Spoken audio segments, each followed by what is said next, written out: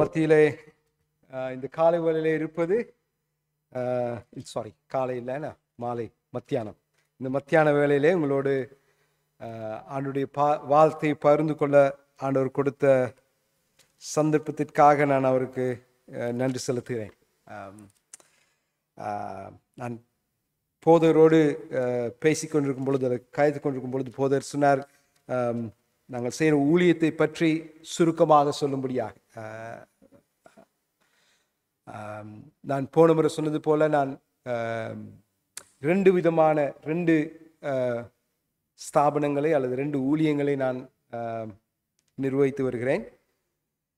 முதலாவது ஊழியத்தின் பகுதி நாங்கள் ஃபிலோய் என்று சொல்லுகிறோம். ஃபிலோய் அதாவது நண்பர்கள் என்று சொல்லுகின்றதான அந்த ஸ்தாபனத்திலே நாங்கள் விசேஷமாக இடம்பெயர்ந்த மக்கள் மத்தியிலே, அதாவது யுத்தத்தினாலே அல்லது உபத்திரவத்தினாலே இடம்பெயர்ந்தவர்கள் மத்தியிலே நாங்கள் ஊழியங்களை செய்து வருகிறோம். விசேஷமாக தெற்காசியாவை பொறுத்தவரையிலே, தென்னாசியாவை பொறுத்தவரையிலே இலங்கையிலும், உங்களுக்கு தெரியும், இலங்கையிலிருந்து இடம்பெயர்ந்தவர்களை பற்றி நீங்கள் அறிந்திருக்கிறீர்கள். இன்றைக்கும் இந்தியாவிலே அநேகமான முகாம்களிலே இலங்கை அகதிகள் தங்க வைக்கப்பட்டிருக்கிறார்கள். அவர்கள் மத்தியிலும் பஸ்டர் பிரதேசங்கள், அதாவது சத்தீஸ்கரின் பஸ்டர் பிரதேசத்திலே இடம்பெயர்ந்தவர்கள், அதாவது கிறிஸ்தவர்கள் இடம்பெயர்ந்து இருக்கிறவர்கள் மத்தியிலேயும், மணிப்பூர் பிரதேசத்திலேயும் அதே போல் உலகம் முழுவதும் ஏறத்தாழ ஒரு 13 நாடுகளிலே ஆண்டவர் எங்களுக்கு இந்த கடந்த வருடத்திலே எங்களுக்கு கிருபை செய்தார். நாங்கள் ஊழியம் செய்வதற்காக Iran, Turkey, Syria, Iraq, Pakistan, Afghanistan போன்ற பின்னணிகளிலே இருந்து வந்தவர்களுக்கு மத்தியிலே அவர்களை பாதுகாப்பான நாடுகளிலே அவர்களை குடியேற்றுவதற்காகவும் அல்லது அவர்கள் இடம்பெயர்ந்திருக்கிற நாடுகளிலே அவர்களுக்கு தேவையான உதவிகளை செய்வதற்காகவும் ஆண்டவர் கிருபை செய்தார். அதற்கு நான் ஆண்டவருக்கு நன்றி செலுத்துகிறேன். ஊழியத்தின் விசேஷமான ஒரு பகுதி, அதாவது இடம்பெயர்ந்து போனவர்கள் மத்தியிலே நாங்கள் இருக்கின்ற சபைகளை தைரியப்படுத்துவதும் அவர்கள் தொடர்ந்து அந்த ஊழியத்தை செய்து கொண்டு வருவதற்கு ஊக்குவிப்பதும் தான் எங்களுடைய ஊழியத்தின் ஒரு முயற்சி. அதில் ஒரு அங்கமாக நாங்கள் விசுவாச பிரமாணத்தை விளக்கி நாங்கள் ஒரு புத்தகத்தை நாங்கள் வெளியிட்டிருந்தோம். இந்த ஜனவரி மாதத்திலே தமிழிலே இந்த புத்தகம் வெளியிடப்பட்டது. அந்த புத்தகத்தின் சில பிரதிகளை நான் கொண்டு வந்திருக்கிறேன்.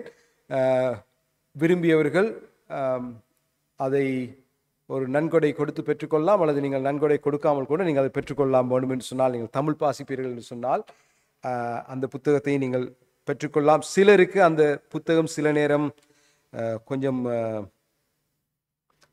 இலகுவான தமிழாக இருப்பதற்கு வாய்ப்பில்லை என்று சொன்னால், அது இலங்கை தமிழர்களுக்காக எழுதப்பட்ட ஒரு புத்தகம். ஸோ தமிழ் பதங்கள் நீங்கள் மலையாளம் படித்த மாதிரி கூட இருக்கலாம். ஸோ எனவே அந்த அந்த அந்த புத்தகத்தை நீங்கள் விரும்பினால் பெற்றுக்கொள்ளலாம். இந்த இடம்பெயர்ந்தோர் மத்தியிலே செய்கிறதான ஊழியமானது விசேஷமாக நாங்கள்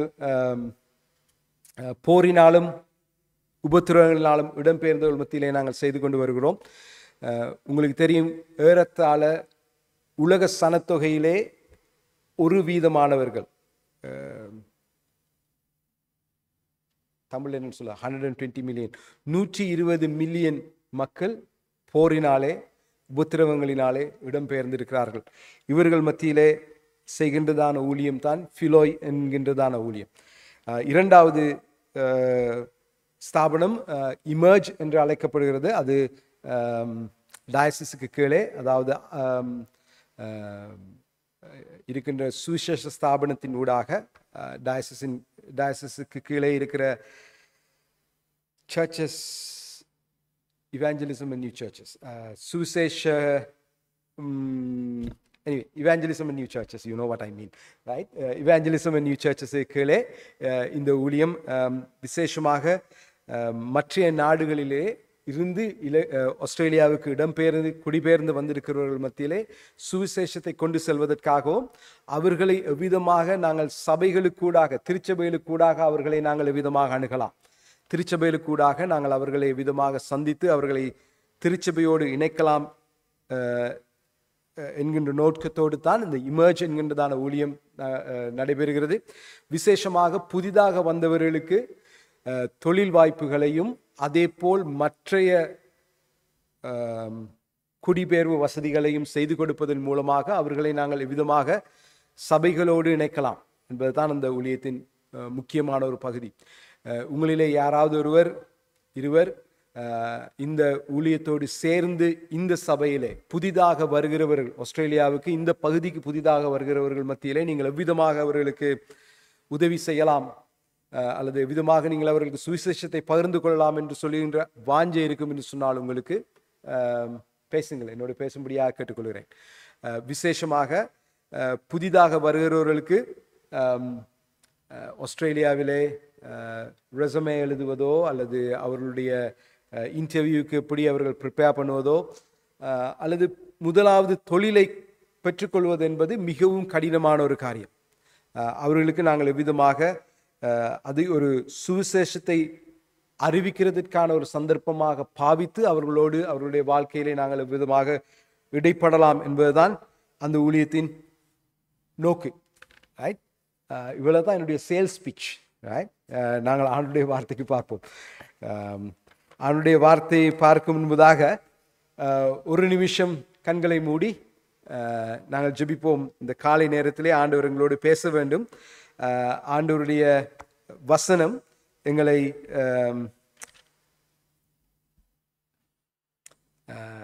வசனத்தினாலே நாங்கள் இந்த காலை வேளையிலே ஆறுதல் படவும் ஆண்டவருடைய வசனத்தினாலே நாங்கள் ஆதரிக்கப்படவும் நாங்கள் இந்த நேரத்திலே நாங்கள் கண்களை மூடி ஒரு நிமிஷம் ஜெபிப்போம். எங்களை நேசிக்கிறதான ஆண்டவரே, இந்த காலை நேரத்திற்காக உமக்கு ஸ்தோத்திரம். இந்த காலை நேரத்திலும் நீர் எங்களோடு கூட இருக்கிறபடினாலும் ஸ்தோத்திரிக்கிறேன். எங்களோடு பேச வேண்டும் என்று சொல்லி ஜெபிக்கிறேன் ஆண்டவரே. இந்த நேரத்திலும் நீரே எங்களோடு பேசும். இந்த காலை நேரத்திலே நாங்கள் வந்திருக்கிற ஒவ்வொருவரும் வெறுமையாக இந்த இடத்தை விட்டு போகாதபடி நீர் தாமே எங்களை ஆசீர்வதித்திருக்க வேண்டும் என்று ஜெபிக்கிறேன். ஏசப்பா, என்னுடைய வார்த்தைகளும் என்னுடைய சிந்தனைகளும் உமக்கு பிரீதியாயிருப்பதாக.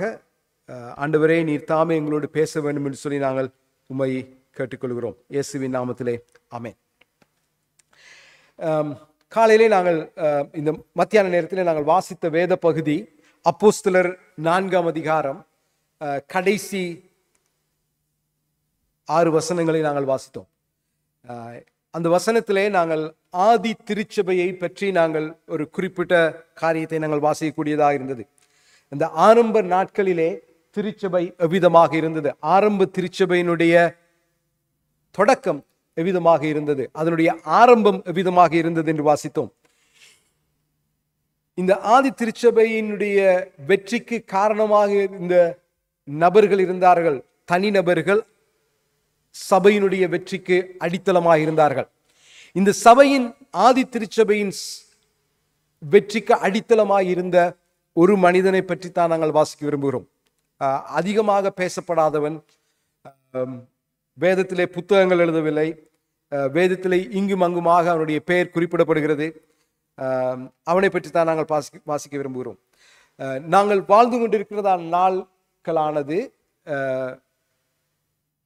செல்ஃப் சென்டர்ட் அல்லது தன்னை மையப்படுத்தியதான ஒரு காலங்கள்.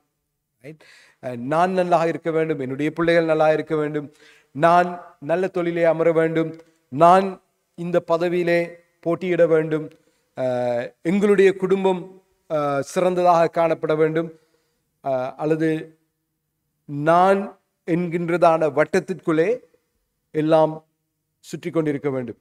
இந்த நான் என்கின்ற வட்டத்திலே சுற்றி கொண்டிருக்கிற நாம் எவ்விதமாக மற்றவர்களுக்கு முதலிடம் கொடுக்க முடியும்? அது கொடுக்க முடியுமா? அது வேதத்துக்கு ஒவ்வானதா? அது செய்யக்கூடியதா என்பதை பற்றி தான் இந்த காலை நேரத்திலே உங்களோடு சிந்திக்க விரும்புகிறேன்.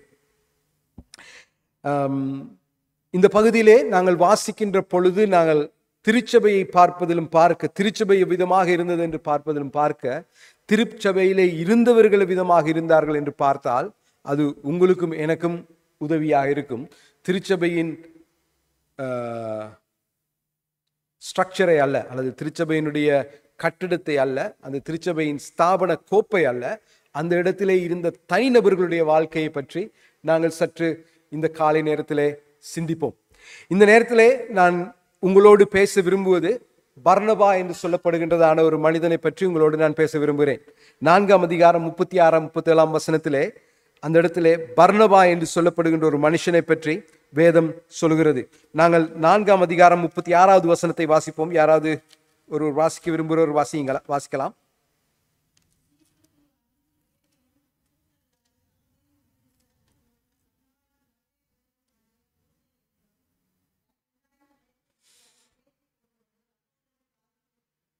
இந்த வசனத்திலே நாங்கள் வாசிக்கின்ற பொழுது, தேங்க்யூ சிஸ்டர், இந்த வசனத்திலே நீங்கள் வாசிக்கும் பொழுது இவனை பற்றி கொடுக்கப்பட்ட முழு விபரமும் இந்த 2 வசனத்திலே தான் அடங்கி இருக்கிறது. இவனை பற்றி சொல்லுவது என்று சொன்னால், இவன் ஒரு பூரணமான ஒரு முழுமையான ஒரு யூதன் அல்ல. இவன் கிரேக்க குடும்பத்தை சார்ந்தவன். அவன் லேவி கோத்திரத்தை சார்ந்தவனாக இருந்தாலும் கூட அவனுடைய குடும்பம் ஒரு கலப்பு குடும்பம் என்று சொல்லலாம். அவனுடைய குடும்பம் சில நேரம் அவனுடைய குடும்பத்திலே ஒருவர் தகப்பன் கிரேக்கனாகவும் தாய் யூத ஸ்திரியாகவும் இருந்திருக்கிறதுக்கான வாய்ப்புகள் உண்டு. இவன் ஒரு கலப்பு குடும்பத்திலே இருந்து வந்தவன். எருசலேமிலே இருக்கிறான். இவனுடைய உண்மையான பெயர் பர்னபா அல்ல. அவன் யோசே, அல்லது ஆங்கில வேதாமத்திலே அவனுடைய பெயர் யோசேப்பு என்று குறிப்பிடப்படுகிறது, அல்லது யோசப் என்று குறிப்பிடப்படுகிறது. இவன் ஆரம்ப நாட்களிலே இருந்தே அவன் சபையின் ஒரு பகுதியாக காணப்படுகிறான். ஆரம்ப நாட்களிலிருந்தே அவன் சபையினுடைய ஒரு அங்கத்தினராக காணப்படுகிறான். இவனுடைய பெயரை அப்போஸ்தலர்கள் மாற்றிவிட்டார்கள் என்று சொன்னால், அவனுடைய குணாதிசயங்களிலே ஒன்று அவன் மற்றவர்களுக்கு ஆறுதலாக இருந்தபடியினாலே அவனை ஆறுதலின் மகன் என்று வேதம் அழைக்கிறது. அவனை ஆறுதலின் மகன் என்று சொல்வதற்கான காரணம், அவன் மற்றவர்களுக்கு ஆறுதலாக இருந்தான் என்பதை நாங்கள் வருகின்ற புத்தகத்தின் வசனத்திலே, அதாவது அப்போஸ்தலரின் நடவடிக்கை புத்தகத்திலே நாங்கள் வாசித்துக் கொண்டு போகும் பொழுது அவன் எவ்விதமாக மற்றவர்களுக்கு ஆறுதலாக இருந்தான் என்று சொல்லி நாங்கள் வாசிக்கலாம். இவன் ஒரு சாதாரண ஒரு விசுவாசி மட்டுமல்ல. நீங்கள் அப்போஸ்தலர் 14ஆம் அதிகாரம் 14வது வசனத்தை வாசிப்பீர்கள் என்று சொன்னால், அங்கே சொல்லப்படுகிறது, அவனும் ஒரு அப்போஸ்தலனாக கருதப்பட்டான். அவனும் ஒரு அப்போஸ்தலன் என்று சொல்லி வேதாகம் அவனை குறித்து குறிப்பிடுகிறது. நான் இந்த குணாதிசயத்தை அல்லது இந்த குணச்சித்திரத்தை உங்களோடு நான் பேசுகின்ற பொழுது, நான் ஒரு குரோனாலஜிக்கல் ஆர்டரிலே அல்லது இந்த புத்தகத்தின் அதிகாரம் படியான அல்லது ஒரு சம்பவங்கள் ஒரு குரோனாலஜிக்கல் ஆர்டரிலே உங்களோடு பேசாமல் 3 தலைப்புகளிலே நான் இந்த பர்னபாவை குறித்து நான் உங்களோடு பேச விரும்புகிறேன். முதலாவதாக இந்த பர்னபாவை பற்றி நாங்கள் பேசும் பொழுது, அவனை பற்றி நீங்கள் வாசிப்பீர்கள் என்று சொன்னால், அவனுடைய வாழ்க்கை மற்றவர்களுக்கு முன்னுரிமை கொடுக்கிறதாகவும் மற்றவர்களை தனக்கு முன்பதாக போடுகிறவனாகவும் அவன் காணப்படுகிறதை நீங்கள் வாசிக்கலாம். அப்போஸ்தலர் 11ஆம் அதிகாரம் 26வது வசனத்தை நீங்கள் வாசிப்பீர்கள் என்று சொன்னால், நாங்கள் அந்த வசனத்திலே நாங்கள் வாசிக்கின்ற பொழுது வேதாகம் சொல்லுகிறது, அப்போஸ்தலர்கள் அந்தியோகிய பட்டணத்திலே தான் முதலாவது கிறிஸ்தவர்கள் என்று சொல்லி அழைக்கப்பட்டார்கள். அந்தியோகிய பட்டணத்திலே சபை வளர்ச்சி அடைகின்ற பொழுது அந்த இடத்துக்கு ஒரு ஊழியக்காரன் தேவைப்பட்டான், ஒரு போதகர் தேவைப்பட்டார். அந்த நேரத்திலே அப்போஸ்தலர்கள் பர்னபாவைத்தான் நியமித்து அனுப்புகிறார்கள், நீ அந்த இடத்திலே போய் ஊழியம் செய்ய வேண்டும் என்று சொல்லி. இவன் போகிறான், அங்கே பார்க்கிறான். அங்கே பார்த்த பொழுது அந்த இடத்திலே இருந்தவர்கள் அநேகர் கிரேக்கர்கள். அந்த இடத்திலே இருந்தவர்கள் அநேகர் கிரேக்கர்களாகவும் அந்நியர்களாகவும் இருந்த நேரத்திலே அவனுடைய முதலாவது சிந்தனை போகிறது யாருக்கு? சவுலை தேடி போக வேண்டும் என்று சொல்லி, பவுலாகிய சவுலை தேடி போக வேண்டும் என்று சொல்லி. அவன் போய் ஜெருசலேமிலும் அல்ல, சீப்புரு தரசு பட்டணத்துக்கு போய் இந்த பவுலை கண்டுபிடித்து அவன் அந்தியோகிய பட்டணத்தை கொண்டு வருகிறான். அவன் அந்தியோகிய பட்டணத்துக்கு கொண்டு வந்த நாள் முதல் நீங்கள் வேதாமத்திலே வாசிப்பீர்கள் என்று சொன்னால், எங்கேயும் பர்னபா பிரசங்கித்தான் என்று சொல்லி நீங்கள் வாசிக்க முடியாது. நீங்கள் வாசிக்கின்ற பொழுது நீங்கள் வாசிப்பீர்கள், சவுல் பிரசங்கித்தான், பர்னபா அவனோடு கூட இருந்தான், அல்லது பவுல் பிரசங்கித்தான், பர்னபா அவனோடு கூட இருந்தான். யோசித்து பாருங்கள், உங்களை ஒரு தலைவராக ஒரு இடத்திலே நியமிக்கிறார்கள். நீங்கள் அந்த தலைமை பதவி எனக்கு வேண்டாம், என்னை விட செய்யக்கூடிய ஒருவன் இருக்கிறான் என்று சொல்லி நீங்கள் போய் ஒருத்தனை கொண்டு வந்து நிறுத்துவீர்களா? உங்களால் நிறுத்த முடியுமா? உங்களுக்கு அந்த மனப்பக்குவம் வருமா? எனக்கு கஷ்டம். உங்களுக்கு எப்படி என்று சொல்லி எனக்கு தெரியாது, எனக்கு கஷ்டம். அவன் போய் பவுலை கொண்டு வந்தது மட்டுமல்ல, பவுல் தான் அந்த இடத்திலே அந்த 9ஆம் அதிகாரத்திலே இயேசுவை ஏற்றுக்கொண்ட பவுல் ஒரு 3 வருஷம் அவன் எங்க போனான்னு தெரியாது. ஒரு 3 வருஷம் அவன் காணாமல் போய்விட்டான்.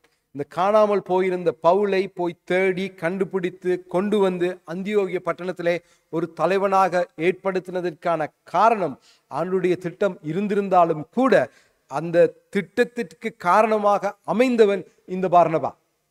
இந்த பர்னபா அந்த இடத்துல இல்லாமல் இருந்திருந்தால், அந்த பர்னபா தேவனுடைய திட்டத்துக்கு கீழ்ப்படியாமல் இருந்திருப்பார் என்று சொன்னால் 11ஆம் அதிகாரத்திலே இன்றைக்கு எங்களுக்கு பவுலினுடைய புத்தகங்கள் கையில இருக்காது. அந்த பர்னபா தன்னையே ஒரு 2ஆம் ஸ்தானத்துக்கு கொண்டு வந்து அவன் தேடி போய் அந்த பவுலை கொண்டு வந்தது நிமித்தமாகத்தான் இன்றைக்கு ஒரு 12 கடிதங்களோடு கூட நாங்கள் பவுலை பற்றி நாங்கள் சபையிலே பேசுகிறோம்.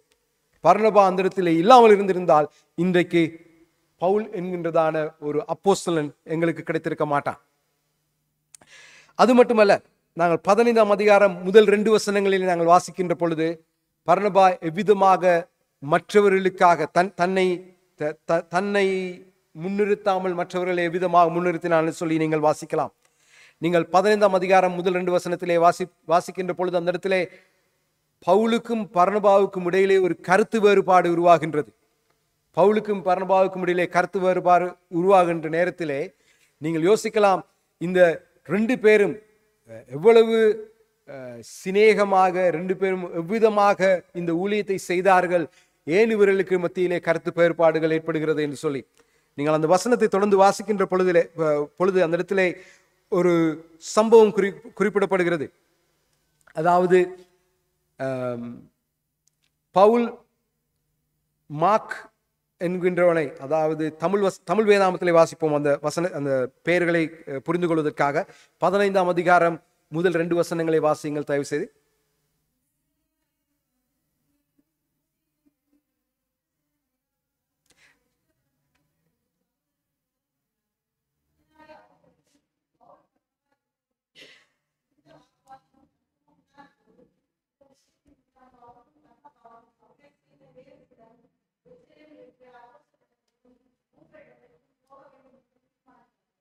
சாரி, நான் ஒரு பாயிண்ட்டை நான் ஜம்ப் பண்ணி போயிட்டேன். அதாவது இந்த பகுதியில் இந்த வசனத்திலே நீங்கள் வாசிக்கலாம். அதாவது 15வது அதிகாரத்திலே நாங்கள் வாசிக்கின்ற பகுதியானது சபைக்குள்ளேயே ஒரு முரண்பாடு ஏற்பட்டதான ஒரு சந்தர்ப்பம்.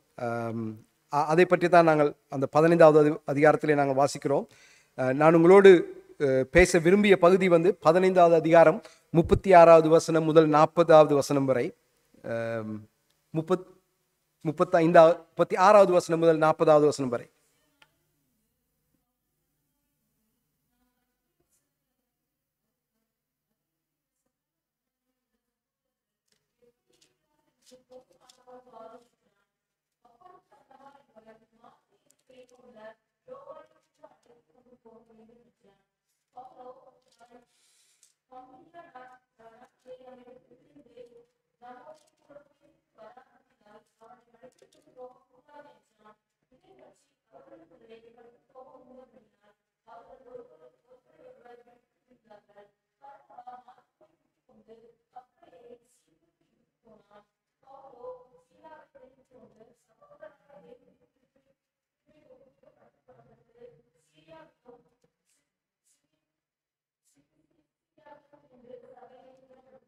இந்த வசனத்தை நீங்கள் வாசிக்கின்ற பொழுது நீங்கள் வாசிக்கலாம், இவர்களுக்கு இடையிலே ஏற்பட்டதான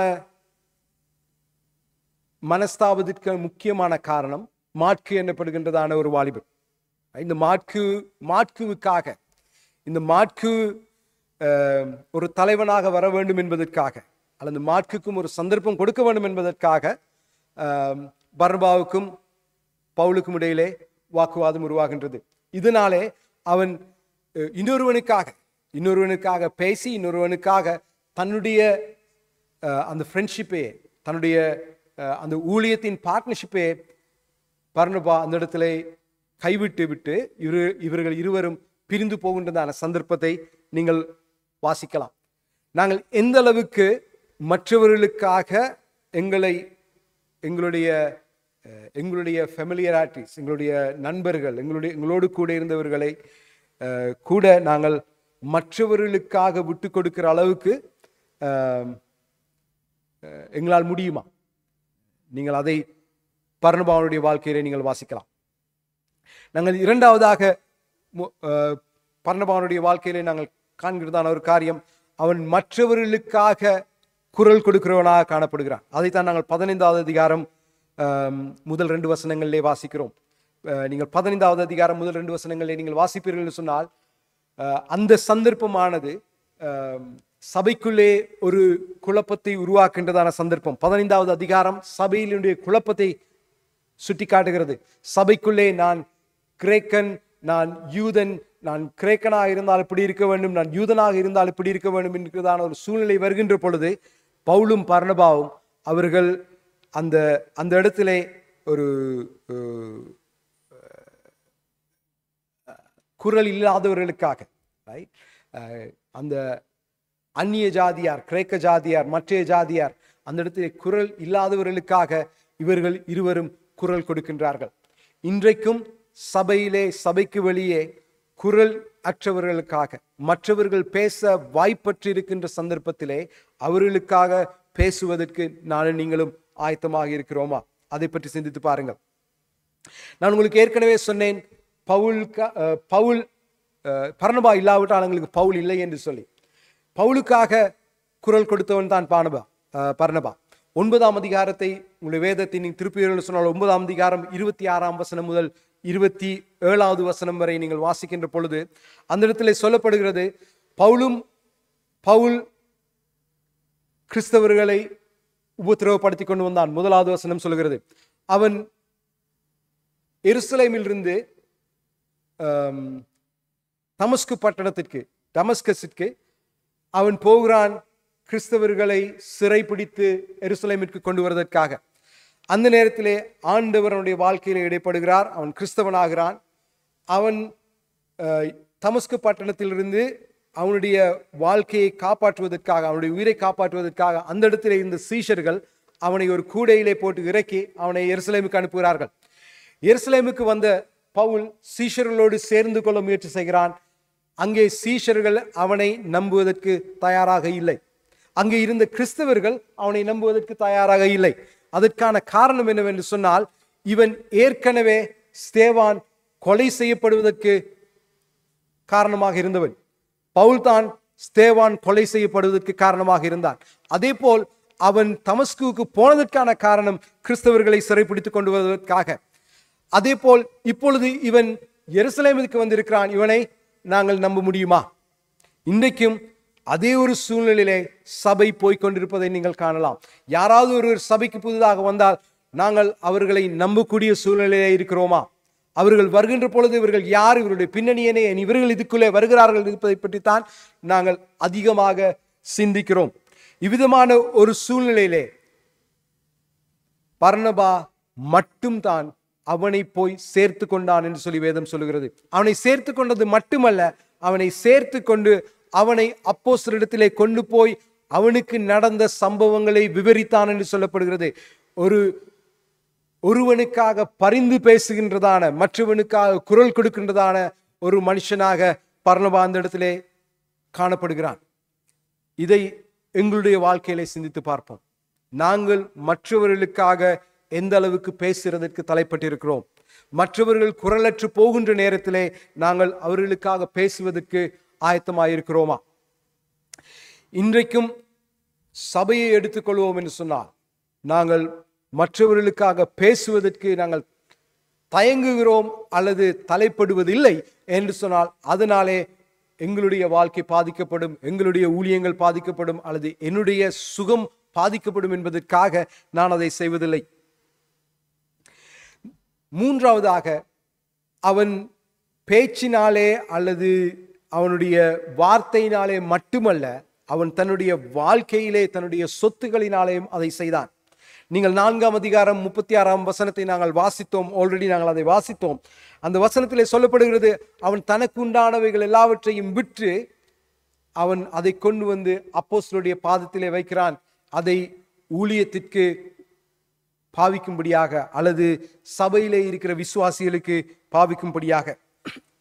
அவன் அந்த இடத்திலே சபையினிடத்திலே எதையுமே அவன் எதிர்பார்க்கவில்லை. சபையினிடத்திலே அவன் ஒரு பதவியை கூட அவன் எதிர்பார்க்கவில்லை. 14ஆம் அதிகாரம் வரும் வரையும் அவனை பற்றி நாங்கள் அதிகமாக வாசிப்பதில்லை. அவன் ஒரு அப்போஸ்தலனாக குறிப்பிடப்பட்டதாக. அவனுடைய வாழ்க்கை, பர்னபாவுடைய வாழ்க்கை ஒரு பட்டும் படாமலும் தொட்டும் தொடாமலும் போனதான ஒரு வாழ்க்கையாகத்தான் நாங்கள் அப்போஸ்தலர் பகுதியிலே நடவடிக்கைகளை நாங்கள் வாசிக்கிறோம். நாங்கள் அவனுடைய வாழ்க்கையை பற்றி நீங்கள் வாசிப்பீர்கள் சொன்னால் 12ஆம் அதிகாரம், அப்போஸ்தலர் 12ஆம் அதிகாரம் 27 தொடக்கம் 30 வசனங்களை நீங்கள் வாசிக்கின்ற வேளையிலே அந்த இடத்துல எருசலேமிலே ஏற்படுகின்ற பஞ்சத்தை பற்றி குறிப்பிடப்படுகிறது. அந்த எருசலேமிலே ஏற்பட்ட பஞ்சத்திற்கு பவுலையும் பர்னபாவையும் தான் நம்பி சபை பணத்தை கொடுத்து அனுப்புகிறார்கள். அந்த இடத்துல நீங்கள் போய் அதை செய்யுங்கள் என்று சொல்லி அவனை சபை ஒரு ஸ்தானத்திலே வைத்திருந்தது. அவனை நம்பக்கூடிய ஸ்தானத்திலே வைத்திருந்தது. அவன் பர்னபாவும் பவுலும் தான் முதலாவதாக புதிய ஏற்பாட்டிலே ஒரு ஹியூமனிடேரியன் எய்ட் என்று சொல்வார்கள். அதாவது பொது தேவைகளுக்காக செய்யப்படுகின்றதான ஒரு மனிதாபியமான ஊழியத்தை ஆரம்பிக்கின்றதான ஒரு சம்பவத்தை நீங்கள் வாசிக்கலாம். அதுக்கு முதல் சபையினுடைய ஊழியங்கள் மிகவும் ஒரு ஆவிக்குரிய தேவைகளை சந்திப்பதாகவும் அதே போல சபையிலே இருக்கிற விதவைகளுடைய தேவைகளை சந்திப்பதாகவும் தான் இருந்தது. 12ஆம் அதிகாரத்திலே தான் நாங்கள் முதலாவதாக சபை எவ்விதமாக மனிதாபியமான தேவைகளை சந்திப்பதற்கான ஒரு ஊழியத்தை ஆரம்பிப்பதை குறித்து நீங்கள் வாசிக்கலாம். அதற்கு அடிப்படையாக இருந்தவர்கள் இந்த பர்னபாவும் பவுலும். அது மட்டுமல்ல, நாங்கள் தொடர்ந்து வாசிக்கின்ற நேரத்திலே 1 கொரிந்தியர் 9ஆம் அதிகாரத்திலே நாங்கள் வாசிக்கலாம். பவுல் ஆண்டவருக்கு கொடுப்பதை பற்றி பேசுகின்ற பொழுது அவன் சொல்கிறான், நானும் பர்னபாவும், அதாவது பவுலும் பர்னபாவும், நான் சுவிசேஷத்தை அறிவிப்பதினாலே சுவிசேஷத்தை அறிவிக்கின்ற ஊழியத்திலே வருகின்ற பணத்தை கொண்டு நாங்கள் வாழ்வதற்கு எங்களுக்கு எல்லா உரிமையும் இருந்தது. ஆனால் நாங்கள் அப்படி செய்யவில்லை. அவன் அந்த புத்தகத்தை எழுதுகின்ற பொழுது அவன் பவுல் தன்னை பற்றியும் பர்னபாவை பற்றியும் எழுதுகின்ற பொழுது அவன் சொல்கிறான், நாங்கள் சபையினிடத்திலிருந்தோ அல்லது நாங்கள் மற்றவரிடத்திலிருந்தோ நாங்கள் எதையும் நாங்கள் டிமாண்ட் பண்ணவில்லை. நாங்கள் எதையும் நாங்கள் டிமாண்ட் தமிழ் வசனம் எதிர்பார்க்கவில்லை. ஆண்டவருடைய சேவைக்காக நாங்கள் எதையும் நாங்கள் எதிர்பார்க்கவில்லை என்று சொல்லி அவன் அந்த இடத்திலே குறிப்பிடுகிறான். இந்த 3 குணாதிசயங்களையும் குறித்து நாங்கள் ஒப்பிட்டு பார்க்கின்ற நேரத்திலே இந்த பர்னபாவுடைய வாழ்க்கையிலே இந்த 3 அல்லது 4 குணாதிசயங்களை நாங்கள் எடுத்து பார்க்கின்ற பொழுது அவன் விதமாக மற்றவர்களுக்கு ஆறுதலின் மகனாக மற்றவர்களை முன்னிறுத்தினான். அவனுடைய வாழ்க்கை எவ்விதமாக மற்றவர்களுக்கு முதல் ஸ்தானம் கொடுக்கக்கூடியதாக இருந்தது. மற்றவர்களுக்கு ஒரு குரல் அற்ற நிலையிலே அவர்களுக்காக குரல் கொடுக்கக்கூடியதான ஒரு சூழ்நிலை அவனுக்கு இருந்தது. மற்றவர்களுக்கு தேவை இருக்கின்ற நேரத்திலே, மற்றவர்கள் தேவையோடு வருகின்ற நேரத்திலே அவர்களுடைய தேவைகளை சந்திப்பதற்கு அவனிடத்திலே ஒரு மனநிலை இருந்தது. இன்றைக்கு இந்த மத்தியான நேரத்திலே நாங்கள் இந்த வருடத்தை நாங்கள் நோக்கி பார்க்கின்ற வேளையிலே அல்லது இந்த வருடத்திலே நாங்கள் ஆண்டவருக்காக நாங்கள் ஏதாவது செய்ய வேண்டும், சாதிக்க வேண்டும், அல்லது என்னுடைய குடும்பத்திற்காக நான் எதையும் செய்ய வேண்டும், அல்லது என்னுடைய பிள்ளைகளுக்காக நான் எதையும் செய்ய வேண்டும் என்று சொல்லுகின்ற ஒரு நோக்கத்தோடு நீங்கள் உங்களுடைய ரெசல்யூஷனை இந்த நியூ இயர் ரெசல்யூஷன்ஸ் எல்லாரையும் நீங்கள் யோசிச்சு பார்த்தீங்கன்னு சொன்னால் எல்லாரும் எந்த இடை குறையணும், இந்த வருஷம் என்னுடைய வெயிட் குறையணும், எனக்கு இந்த வருஷம் ஒரு இன்க்ரிமெண்ட் வர்றதுக்கான ஒரு ஜாப்பை நான் தேடணும், எனக்கு இந்த வருஷம் எப்படியாவது ஒரு வீடு வாங்குறதுக்கான ஒரு சந்தர்ப்பம் வரணும், எனக்கு ஏதாவது நடக்கணும் என்று சொல்லித்தான் எங்களுடைய எல்லாருடைய நியூ இயர் ரெசல்யூஷன்ஸும் இருக்கு. அதை பார்க்க வித்தியாசமாக யாராவது இருந்தால் நீங்கள் சொல்லுங்கள், நாங்கள் பிறகு அதை பற்றி பேசுவோம். ஆனால் என்னுடைய ரெசல்யூஷன் கூட இந்த வருஷம் எனக்கு, நான் அப்படித்தான் இருந்தது. மற்றவர்களுக்காக ஏதாவது நான் செய்யணும், செய்வேன் அப்படின்னு சொல்லி நாங்கள் யாருமே ரெசல்யூஷன்ஸ் எடுத்ததாக எனக்கு தெரியாது. நாங்கள் இந்த நேரத்தில் நாங்கள் சிந்திப்பதற்கு உங்களை அழைக்கிறேன். பர்னபாவுடைய வாழ்க்கையை பார்த்து, பர்னபாவுடைய வாழ்க்கையிலிருந்து நாங்கள் வாசித்ததன் மூலமாக நாங்கள் மற்றவர்களுக்காக நாங்கள் எதை செய்ய நாங்கள் தலைப்படுகிறோம் எங்களுடைய வாழ்க்கையிலே. நீங்கள் இயேசு கிறிஸ்துவை குறித்து எடுத்து பார்த்தீர்கள் சொன்னால், பிலிப்பியர் புத்தகத்திற்கு பவுல் எழுதும் பொழுது எழுதுகிறான் ரைட். அவர்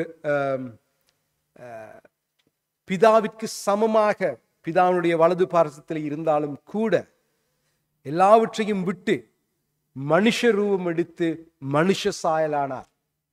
அவர் அதை செய்வதற்கான காரணம் நீங்களும் நானும் அவரோடு கூட சரிசமமாக உட்கார வேண்டும் என்பதற்காக. நீங்களும் நானும் அவரோடு கூட இருக்க வேண்டும் என்பதற்காக அவர் தன்னுடைய முழு மகிமையையும் விட்டு இறங்கி வந்தார் இந்த பூலோகத்திற்கு. அவர் அப்படி செய்யக்கூடும் என்று சொன்னால், அவரை இரட்சகராக ஏற்றுக்கொள்ளுகிற நீங்களும் நானும், நாங்கள் அவரை போல மாற வேண்டும் என்று சொல்லி எதிர்பார்க்கிற நானும் நீங்களும் எவ்வளவு அதிகமாக இதை பற்றி சிந்திக்க வேண்டும். மற்றவர்களுக்கு ஒரு சந்தர்ப்பத்தை கொடுப்பதற்கு, சந்தர்ப்பம் அற்றவர்களுக்கு ஒரு சந்தர்ப்பத்தை உருவாக்குவதற்கு, ஆண்டவரை அறியாதவனுக்கு ஒரு சந்தர்ப்பத்தை உருவாக்குவதற்கு, அல்லது ஆண்டவரை அறிந்தும் கூட தத்தளித்துக் கொண்டிருக்கிறவனுக்கு ஒரு சந்தர்ப்பத்தை கொடுப்பதற்கு எந்த அளவுக்கு நீங்களும் நானும் ஆயத்தமாயிருக்கிறோம். இந்த காலை வேளையிலே அதை பற்றி சிந்தித்து பார்ப்போம். ஒரு நிமிஷம் கண்களை மூடி தலையில குனிந்து நாங்கள் ஜெபிப்போம்.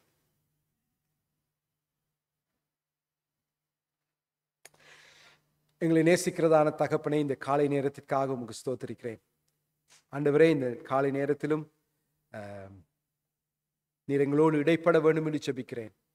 ஆண்டவரே, எங்களுடைய வசதிகளின் மூலமாக, எங்களுடைய வரங்களின் மூலமாக, எங்களுடைய கொடைகளின் மூலமாக, எங்களுக்கு நீர் கொடுத்திருக்கிறவைகளின் மூலமாக, விசேஷமாக நீர் எங்களுக்கு கொடுத்திருக்கின்ற தாளந்துகளின் மூலமாக, நீர் எங்களுக்கு கொடுக்கின்றதான ஒவ்வொரு சந்தர்ப்பங்களின் மூலமாக நாங்கள் மற்றவர்களுக்கு முதலிடத்தை கொடுத்து மற்றவர்களுடைய வாழ்க்கையை உயர்த்துவதற்கு, மற்றவர்களுக்கு எங்களுடைய வாழ்க்கையை அர்ப்பணிக்க எங்களுக்கு கிருபை செய்தரலாம். ஆண்டவரே, இந்த காலை நேரத்திலும் நான் என்கின்றதான சிந்தனையிலிருந்து நான் மற்றவர்களை சேர்த்து கொண்டு நாம் என்கின்றதான ஒரு சிந்தனையிலே நாங்கள் வளர எங்களுக்கு கிருபை செய்தரலும். கர்த்தாவே, இந்த காலை நேரத்திலே திருச்சபைக்காக நன்றி செலுத்துகிறேன். இந்த பிரதேசத்திலே தமிழர்களாக நாங்கள் ஒன்று கூடி உம்மை ஆராதிக்க நீர் கொடுத்திருக்கிறதான இந்த சந்தர்ப்பத்திற்காக உமக்கு நன்றி.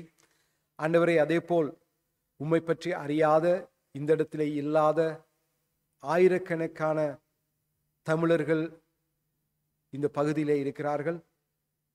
அவர்களுக்காக, அந்த மற்றைய தமிழர்களுக்காக நாங்கள் உம்மிடத்திலே வருகிறோம். இந்த நாளிலும் கர்த்தாவே, எங்கள் இனத்தை சேராதவர்கள், எங்கள் மதத்தை சேராதவர்கள், எங்களுடைய பிரதேசத்தை சேராதவர்கள் என்று அநேகர் இருக்கிறார்கள். மற்றவர்களுக்காக நாங்கள் ஜெபிக்கிறோம். அவர்கள் உம்மை அறிந்து கொள்ள, அவர்களுக்கு நாங்கள் உம்முடைய சுவிசேஷத்தை கொண்டு செல்ல கர்த்தாவே எங்களை ஒரு கருவியாக பாவித்தருளும். ஏசப்பா, இந்த மத்தியான நேரத்திற்காக உமக்கு ஸ்தோத்திரம். நாங்கள் வந்த ஒவ்வொருவரும் ஏதோ ஒன்றை பெற்றுக்கொண்டோம் என்று நிறைவோடு செல்லத்தக்கதாக கிருபை செய்தருளும். இயேசுவே, இந்த நாளுக்காக உமக்கு ஸ்தோத்திரம். எல்லா கணம், மகிமை, துதி உமக்கே உரியது. இயேசுவின் நாமத்திலே ஜெபிக்கிறோம் ஜீவனுள்ள பரமபிதாவே, ஆமென்.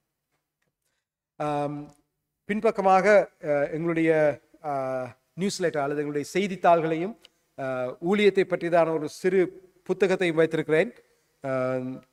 தேவையானவர்கள் எடுத்துக்கொள்ளலாம். அதே போல் அந்த தமிழ் புத்தகத்தையும் நான் கொண்டு வந்து வைக்கிறேன். தேவையானவர்கள் நீங்கள் அதை பெற்றுக்கொள்ளுமாறு கேட்டுக்கொள்கிறேன். நன்றி. தேங்க்யூ.